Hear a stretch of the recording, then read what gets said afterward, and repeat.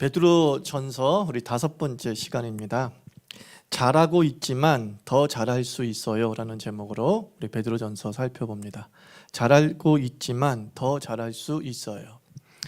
힘든 길 걷는 이에게 격려, 위로, 응원이야말로 필요한 영혼의 비타민입니다.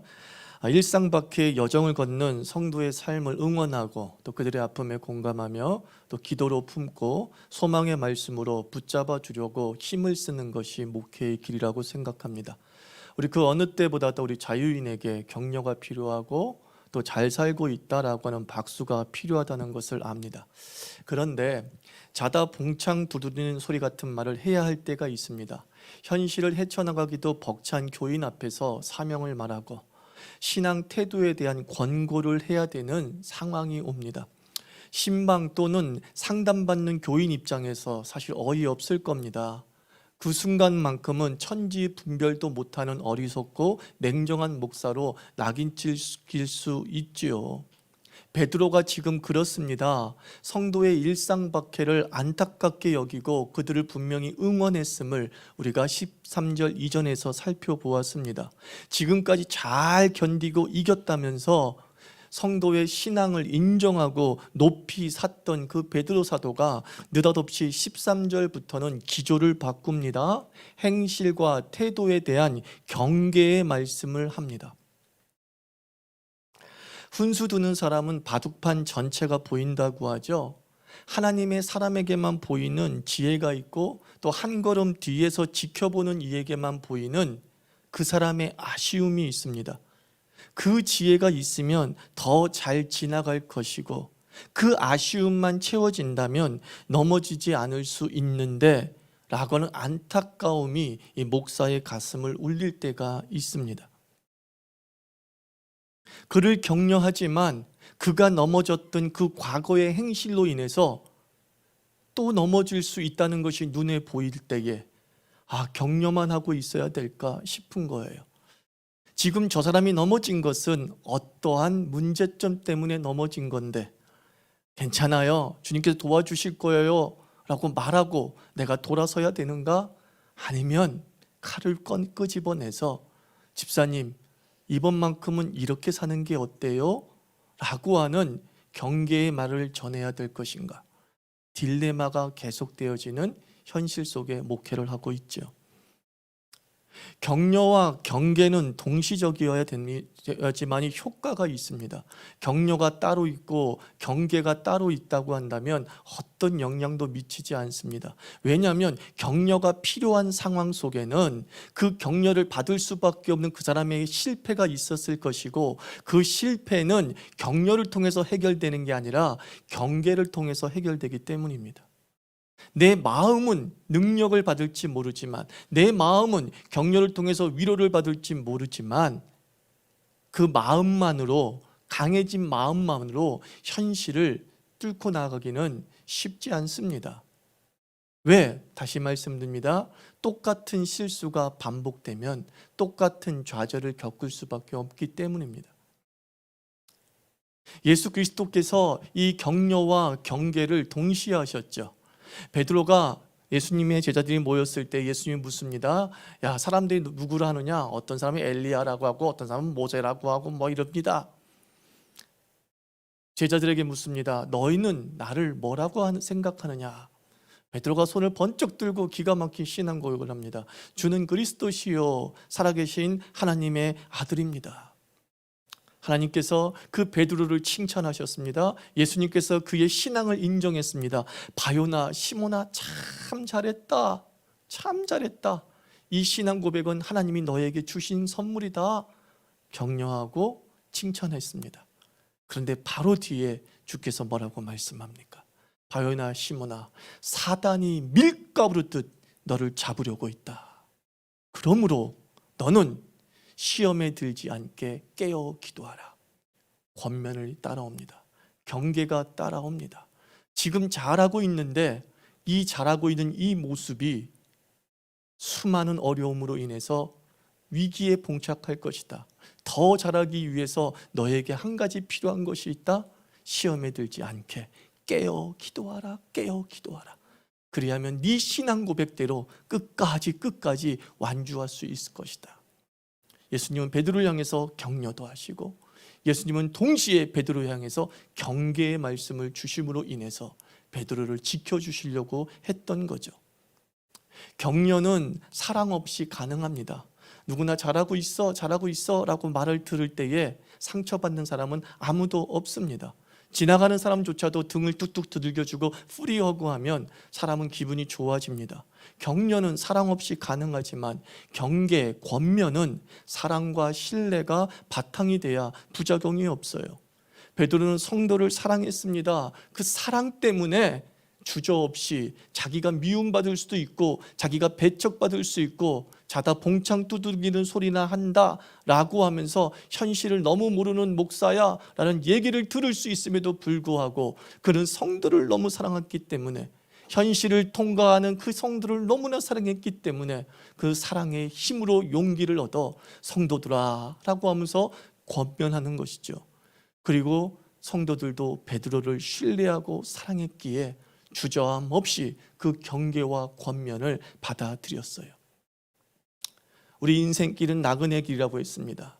이 나그네 길 더 잘 지나갈 수 있다. 이것을 베드로가 알려주고 싶은 거예요.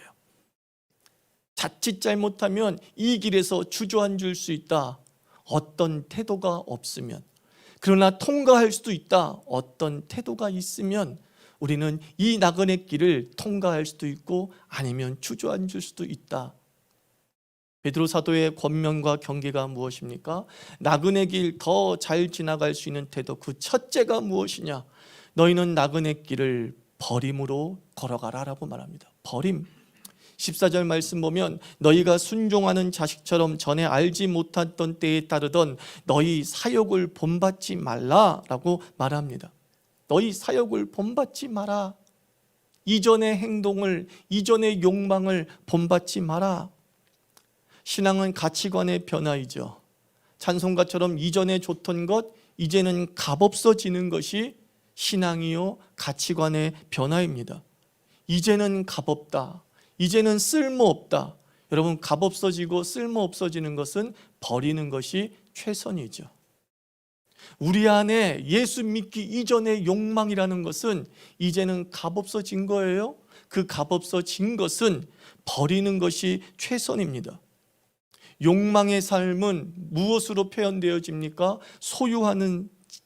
소유에 집착하는 삶으로 표현되잖아요.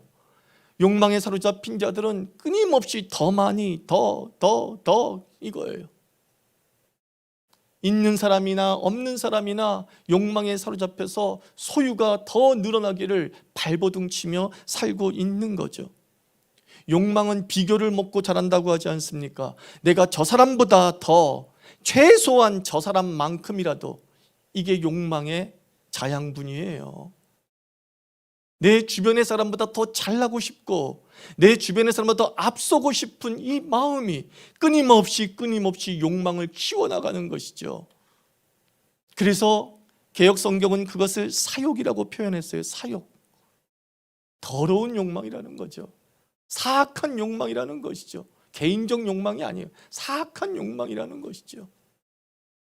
이것은 우리가 예수의 길을 걸어가는 동안에 끊임없이 버려야 되는 것이죠. 나그네의 최고의 동반자가 뭔지 아십니까? 가벼움이에요. 가벼워야 정상에 올라갈 수 있고요. 가벼워야 광야길 쉽게 통과할 수 있습니다. 바리바리 싸들고는 누구도 그 나그네 길을 통과할 수 없어요. 주께서는 우리가 이 세상에 대해서만큼은 가벼워지라라고 말씀합니다. 이 세상에 대해서만큼은 가벼워지라. 그러면 너희는 지금 이 일상 박해의 길을 이겨내고 더 잘할 수 있어. 이게 베드로 사도의 권면이에요. 아직도 버리지 못한 것 있잖아.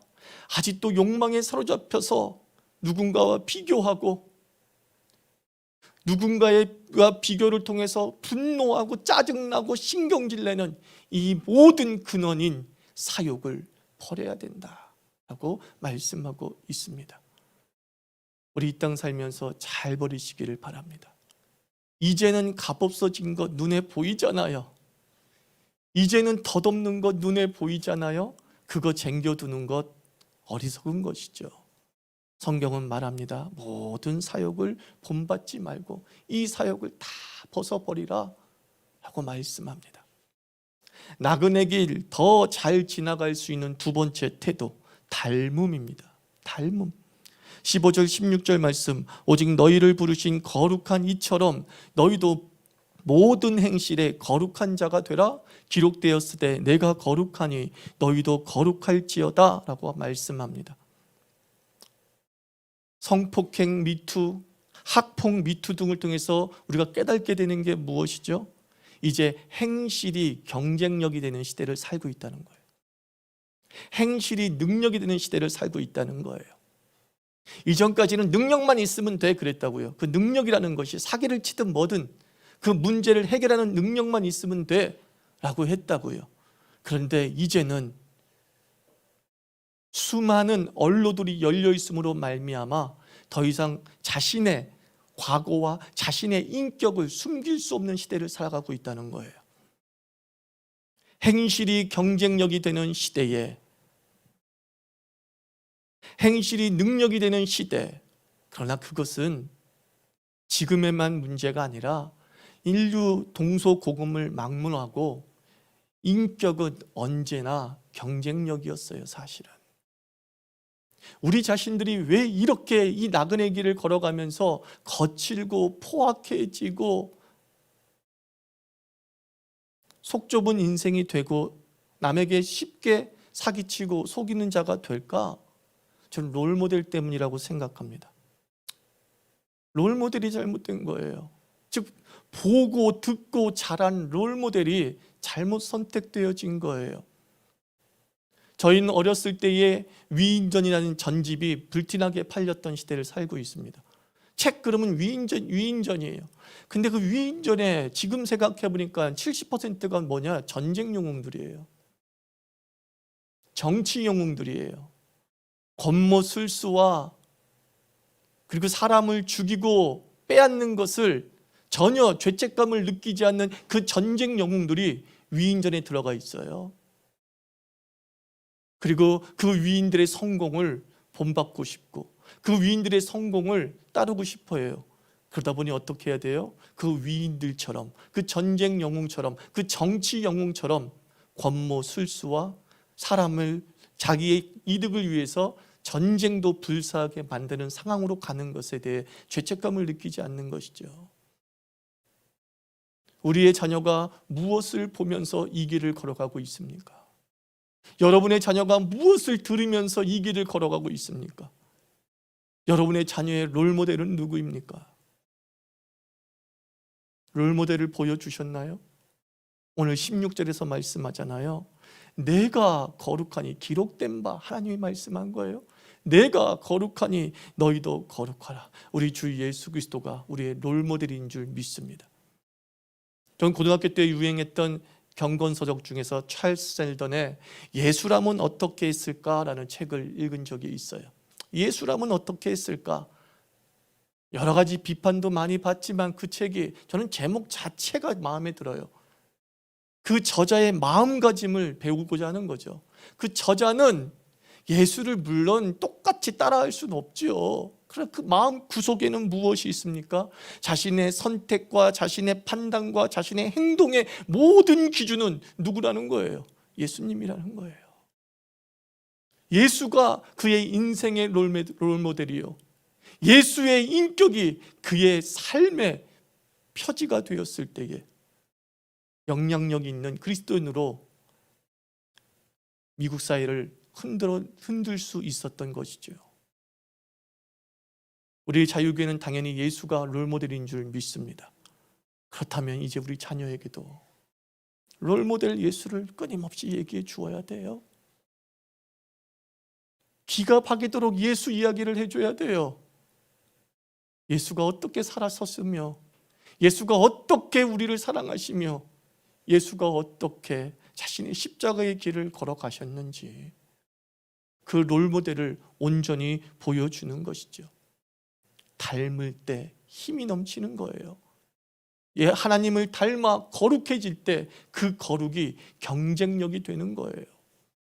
자녀들에게 말씀하십시오. 미래 세대에게 말씀하십시오. 너 착하게 살고 너 순하게 산다 해도 절대로 너 뒤처지지 않아. 여기서 착하게 산다, 순하게 산다는 말이 바보처럼 산다는 말이 아닙니다. 남한테 해코지 아니하고 남한테 사기치지 아니하고 불법을 행하지 않고 살아도 넉넉히 하나님께서 너희를 먹여 살리실 거야. 훗날 하나님께 감사할 겁니다. 내 이 거룩한 삶이 얼마나 30대 40대 이후에 내 삶의 날개가 되고 디딤돌이 되는지를 다시 한번 확인하게 되는 것이죠. 무엇이 경쟁력 시대라고요? 행실이 경쟁력 시대예요. 이 나그네 길이, 이 인생의 나그네 길에 행실이 경쟁력이 되는 시대에 주께서 말씀합니다. 너희의 롤모델은 주 예수 그리스도이니라. 주 예수 그리스도로 거룩하게 살아가게 될 때에 우리는 이 나그네 길을 더 잘 헤쳐나갈 수 있는 줄 믿습니다. 나그네 길 더 잘 지나갈 수 있는 태도 셋째는 베드로서는 회개다라고 이야기합니다. 17절 보십시오. 외모로 보시지 않고 각 사람의 행위대로 심판하시는 일을 너희가 아버지라 부른즉 너희가 나그네로 있을 때를 두려움으로 지내라라고 말씀합니다. 베드로는 먼저 심판이 있음을 알라라고 말합니다. 하나님께서 그 속을 보시는 그 하나님께서 언젠가 우리의 행위에 따른 우리의 삶의 족적에 따른 옳고 그름을 판단하실 때가 온다는 거예요. 그러므로 너희는 두려움으로 지내라. 심판이 있음을 알고 두려움으로 지내라. 두려움으로 지내라는 이 말을 저는 회개라고 생각한 것이죠. 날마다 자기를 돌아보며 지내라는 것이에요. 여러분, 우리의 삶에 대해서, 우리의 행실에 대해서 자신하지 않기를 바랍니다. 우리는 연약하여 날마다 넘어지고 허물에 휩싸여 사는 존재이잖아요. 우리는 날마다 이렇게 기도하죠. 주님, 알고 지은 죄, 모르고 지은 죄. 모르고 지은 죄가 얼마나 많은지 몰라요. 왜냐하면 알고 지은 죄는 구체적으로 얘기할 수 있는데 안 얘기하는 거 보니까 모르고 지은 죄가 있긴 있는 모양이에요. 그래요.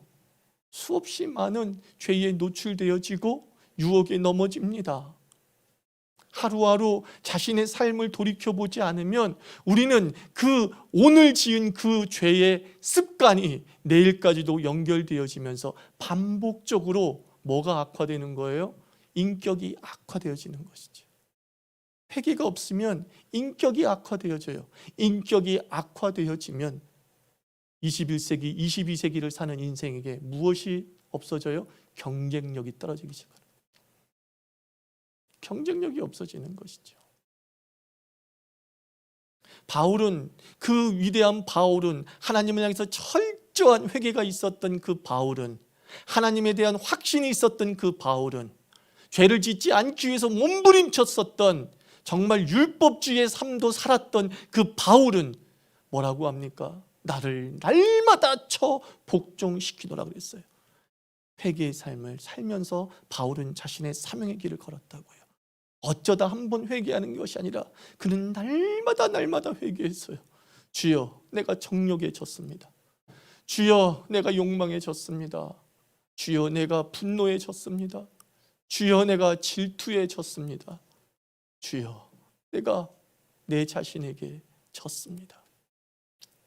수많은 범법행위래, 우리가 말하는 세상적 법에 해당되는 범법행위가 아니라 거룩이라고 하는 기준에 못 미치는 삶을 우리가 순간순간 살고 있음을 인정하고 주 앞에 구체적으로 회개하며 살아야 됩니다. 구체적으로. 더 이상 모르고 지은 죄라고 이렇게 얼룩불리는 것이 아니라 내가 나를 더 잘 알잖아요. 누가 남한테 얘기하라고 합니까? 하나님한테 얘기하라는 거잖아요. 근데 왜 하나님 앞에서도 정직하지가 않는지 몰라요, 우리는.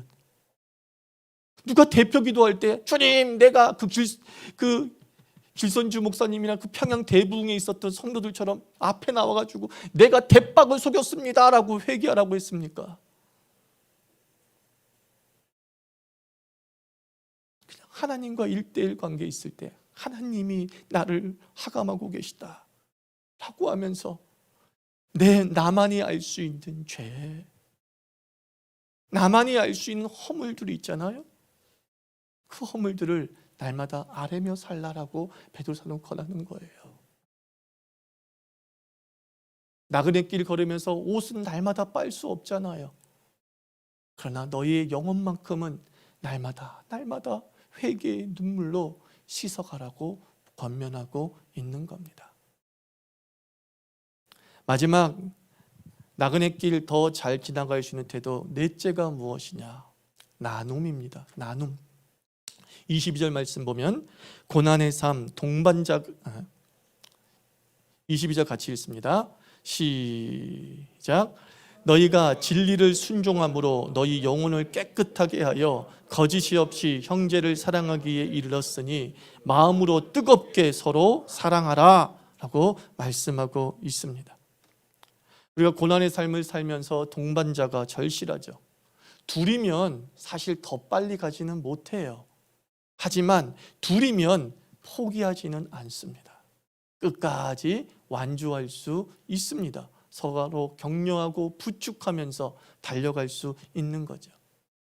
그 스페인의 산타고니아 순례길이 있지 않습니까? 이 산타고니아 순례길에서 얻는 최고의 유익 중에 하나가 길벗을 얻는 거다라고 얘기합니다. 모르는 이들이 그 길 위에서 만나서 함께 그 400km인가 500km를 걸어 나가면서 속사정을 나누면서 카타르시스가 일어난다고 하죠. 우리나라 사람들도 많이 산타고니아 순례길을 걷는데 영어를 못 해가지고 길벗사기는 그런 유익을 크게 누리지는 못한다라는 그런 보도를 들은 적이 있습니다. 순례의 길에서 길벗을 만난다는 게 얼마나 큰 복인지 모릅니다. 하나님께서는 나 홀로 그 광야를 걸어가라고 말씀하시고 하나님은 나 홀로 그 사막을 통과하라고 말씀하지 않습니다. 하나님은 우리에게 성도를 보내시어서 그 성도와 함께 이 나그네 길을 걷게 하시는 거예요. 여러분, 누가 가장 친합니까? 여러분이 친한 분이 계시죠? 다들? 누구와 가장 친합니까? 바울 사도는 뜨겁게 사랑하라 라고 하죠. 어느 영어 성경에는 이 뜨겁게 사랑하라를 showing love 그랬어요. 너의 사랑을 좀 보여줘라 라는 거죠.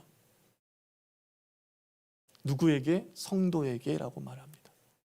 베드로 사도는 이 나그네 길에서 정말 너희가 친하게 지내야 될 자가 누구이냐? 교인이라는 거예요. 예수 그리스도를 믿는 이들이 너무나 친해서 쇼잉 러브할 정도로, 즉 내 속마음을 완전히 펼쳐서 보여주고 흉금 없이 허물 없이 터놓는 사이가 되어야 이 나그네 길 넉넉히 지치지 않고 걸어갈 수 있다고 말합니다. 우리가 살다 보니 핏줄밖에 없더라는 말씀 많이 하죠.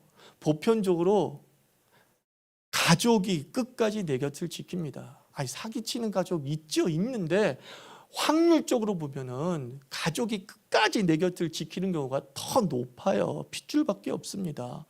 우리는 교회가 또 하나의 가족이라고 분명히 배웠습니다. 우리는 핏줄이라고요. 그러므로 끝까지 우리 곁에 있을 겁니다. 여러분, 이 교회에 와서 교인들과 친해지십시오. 그게 나눔이라는 거예요. 교인들과 속사정을 이야기하십시오. 교인들과 흉금 없이 이 인생길을 어떻게 걸어가는지 이야기를 나누십시오. 혼자 끙끙끙끙거리면서 나의 친한 친구는 저쪽에 있어, 나의 친한 친구는 회사에 있어. 그게 나그네 길을 통과하는 비법이 아니라는 거예요. 같은 길을 걷는 자만이 끝까지 나와 함께 그 목적지에 갈 수 있는 거예요. 예수 밖에 친구가 사귀지 말란 얘기가 아니에요. 예수 밖에 친한 친구 있죠. 근데 그들은 나와 끝까지 못 가요. 사실은 그들에게 속사정을 얘기하지 말라는 게 아니에요. 같이 다 속사정을 이야기해요. 그렇다고 한들 무슨 뾰족한 수가 있겠냐라는 말을 하는 거예요. 여러분, 이 자유교회 다니면서 이렇게 쇼잉 러브 할 수 있는 교인이 있습니까? 아니, 전 없어요. 누구 탓이죠? 베드로 사도의 권면을 보십시오. 베드로 사도는 모든 성도에게 이야기합니다. 너희가 먼저 쇼잉 러브 하는 거예요. 그렇게 사랑하고 존중하라는 거예요. 마음을 열고 네가 먼저 삶을 나누려고 한 발자국 다가서게 될 때에 그 사람은 나의 길벗이 돼서 순례의 목적지에 도착하게 된다는 거죠. 저는 자유교회에서 여러분들이 이런 복을 누리기를 축원합니다. 정말입니다. 여러분들 그냥 다니는 걸로만 끝나지 마십시오. 왜 목장 모임을 중요시 여깁니까? 목장 모임에는 이 쇼잉 러브가 일어나는 현장이거든요. 예배는 일방통행이 이루어지지만 목장은 소통이 이루어지잖아요. 서로 오고감이 있잖아요. 그 오고감을 통해서 자존심 부려서 뭐 합니까? 저는 최소한 우리 교회 교인들은 참 인격적이라고 저는 믿어 의심치 않습니다. 내 허물을 얘기한다고 밖에 막 퍼달라 나누는 사람들도 아니고요. 내 약점 얘기한다고 해가지고 뒤에서 무시하는 사람도 아닙니다. 나는 그거 믿어 의심치 않습니다. 그런 사람만 남았어요. 착한 사람만 남았어요. 복이잖아요. 착한 사람만 남았으니까.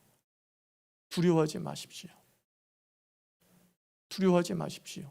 하나님이 이 교인을 제2의 가족, 또 하나의 가족으로 주셨기 때문에 핏줄이 끝까지 가는 것처럼 예수 안의 가족이 끝까지 여러분의 여정길을 함께 하실 줄 믿습니다.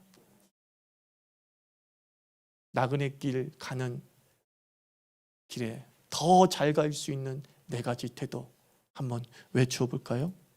첫째, 버리고, 둘째, 닮으며, 셋째, 회개하고, 넷째, 나누는 태도를 갖고 살아갈 때에 나그네 길 넉넉히 통과해서 시온에 이르는 그리스도인 될 줄 믿습니다. 기도합시다.